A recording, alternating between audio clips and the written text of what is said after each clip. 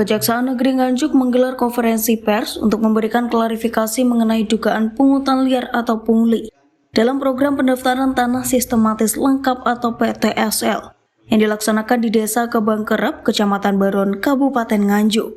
Acara ini berlangsung pada Selasa 31 Desember 2024 dan dihadiri oleh Kepala Kejaksaan Negeri Nganjuk Ika Mauludina serta jajaran dan rekan-rekan pers.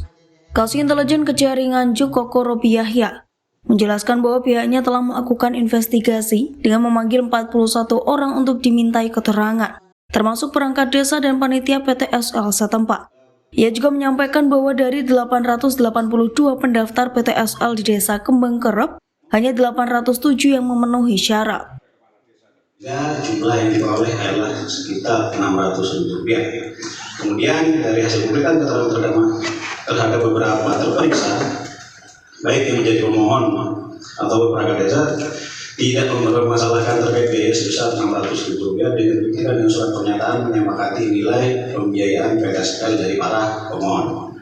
Kemudian pada tanggal 10 Desember 2024 telah dibagikan sertifikat kepada para pemohon oleh Pokmas dan BPN, dan telah pertanggungjawaban telah dipaparkan kepada para pemohon oleh Pokmas, yang dalam hal ini itu mereka sebut adalah panitia ya, pada tanggal 24 Desember 2024. Sehingga dalam hal ini kami pelaksana tugas berkesimpulan terkait pelaporan tersebut berdasarkan dan data, untuk sementara tidak ditemukan perbuatan melawan hukum yang berindikasi kepada perbuatan tindak pidana korupsi yang melibatkan rekan desa Kebangkerep.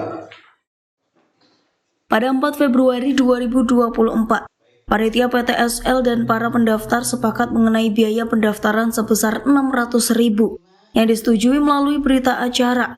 Semua sertifikat tanah telah diserahkan pada 10 Desember 2024 oleh Pokmas dan BPN. Laporan pertanggungjawaban penggunaan dana PTSL menunjukkan total anggaran mencapai Rp529.200.000 dengan Rp45 juta dikembalikan kepada pemohon yang tidak memenuhi syarat. Ika Mauludina menegaskan bahwa hasil investigasi tidak menemukan indikasi tindak pidana korupsi dalam pelaksanaan PTSL di Desa Kebangkerep. Kemudian ada penerangan hukum 12 kegiatan dilaksanakan dengan peserta sebanyak 728 orang. Antara lain kami kemarin telah melakukannya juga di aparatur desa di Kabupaten Nganjuk. Temanya adalah pengolahan keuangan desa perspektif hukum yang bertujuan meningkatkan pemahaman hukum terkait pengolahan dana desa. Untuk RJ, masalah RJ Restoratif Justice ini dengan mengedepankan perdamaian dan juga keadilan tanpa jalur hukum yang formal, kami sebanyak 10 perkara.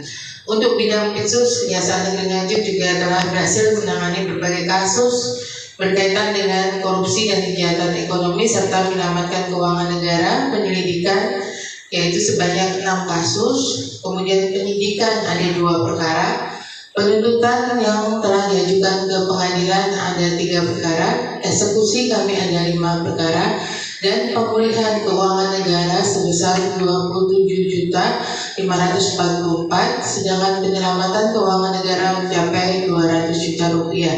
Kemudian ada eksekusi uang pengganti dan denda sebanyak Rp800.888.500. Meskipun laporan dari Lembaga Swadaya Masyarakat atau LSM tidak membuktikan keterlibatan perangkat desa dalam praktik pungli, Kejaksaan Negeri Nganjuk akan menyerahkan hasil penyelidikan kepada Inspektorat Daerah Kabupaten Nganjuk untuk audit lebih lanjut.